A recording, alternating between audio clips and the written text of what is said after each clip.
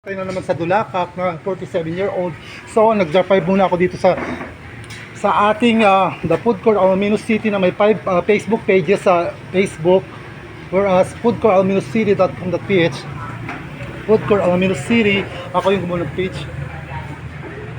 Dito tayo mag-update ng mga menus gaya ng ganito: giniling, dinuguan, igado, pansit, luglog, at saka gulay na upo, at saka ginisang kalabasa with the matching sitaw at alamang.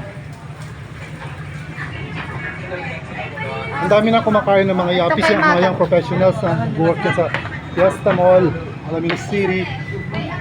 Ito yung magandang kasama ko dati. At tunaw naman kasama ko pa rin. Natin siya.